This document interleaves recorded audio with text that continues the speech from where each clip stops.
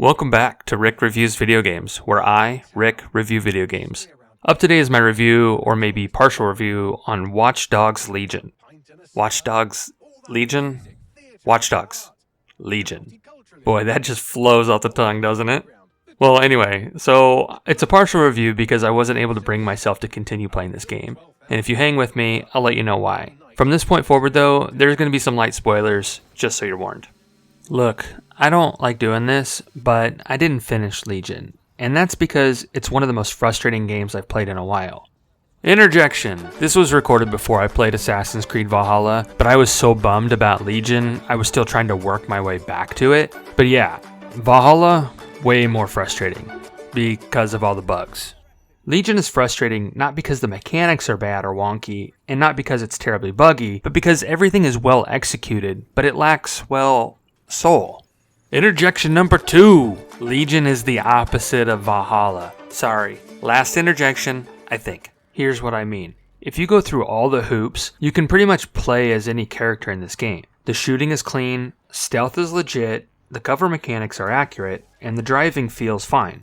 Maybe a bit slow, but whatever. But it lacks the connective tissue to tie it all together. Let's take a step back and walk through this piece by piece. Watch Dogs Legion is the third game in the series. I played the first game, which was fine.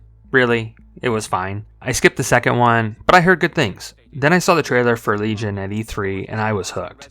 The trailer showed me that the shooting is clean, that the stealth is legit, and the cover mechanics are accurate, and that you could be anyone. That's super cool, and that's a reason to get hyped. So when Legion came out, I was in. And when the game kicks off, you start off as this secret agent man working for London DedSec. Right off the bat, you're infiltrating this place in an effort to teach the mechanics of the game. I mean, download something or other for DedSec. Once you complete your goal, another terrorist organization, DedSec is a terrorist organization, right? Well, they come in and they blow some stuff up, they frame DedSec, and you are seemingly killed. Months later, DedSec is crawling itself back from the grave, and you're able to recruit the first member of your party. They give you like 30 people to choose from, each with their own skills and biography.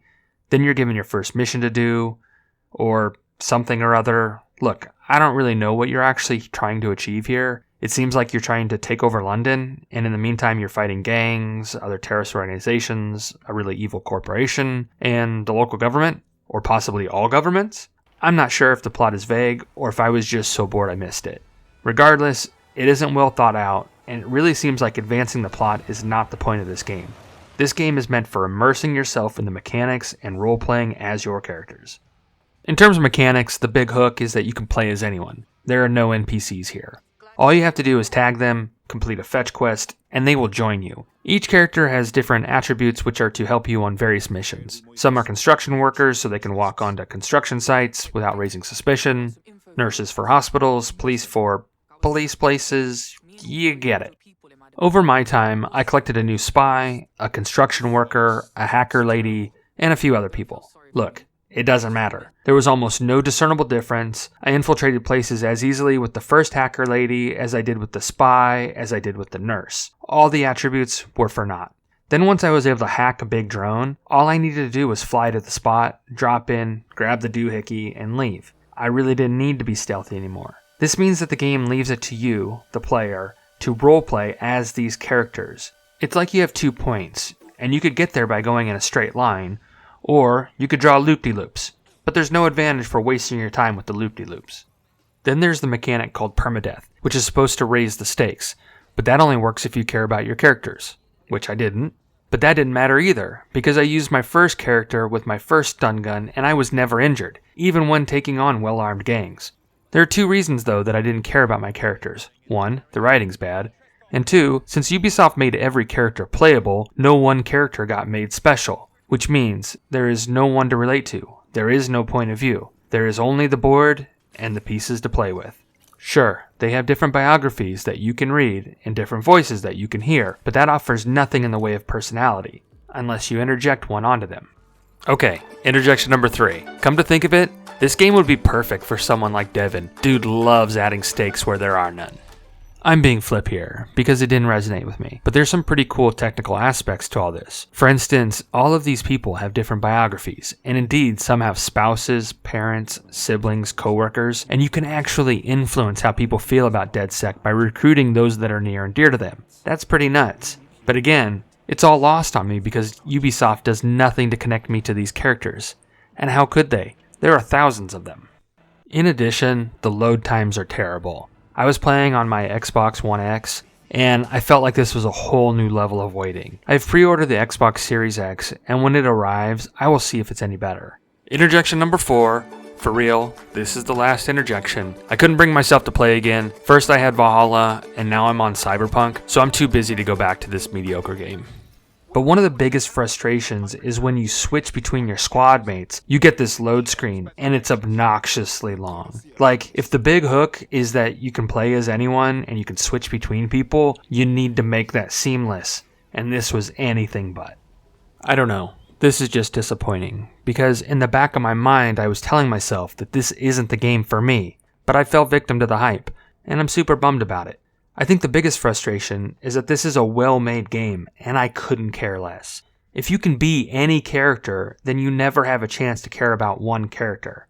I guess I'm saying I'm mad at this game for making me not care. It's like saying it sucks for making me think it sucks.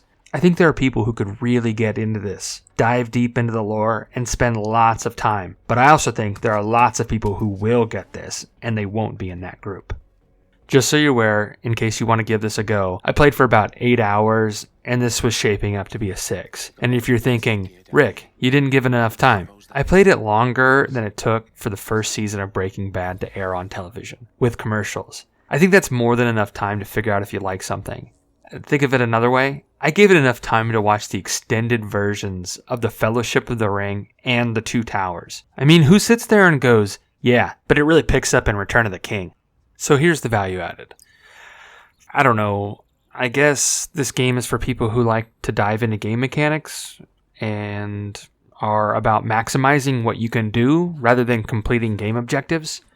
So if that's you, then maybe pick this up when it's on sale for like 50% off or more.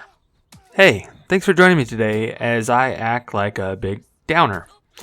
I'd like to add, if you like this video, please hit the thumbs up below. Let me know if you played Legion in the comments and what you thought. Have a great week. We'll catch you next time. Bye.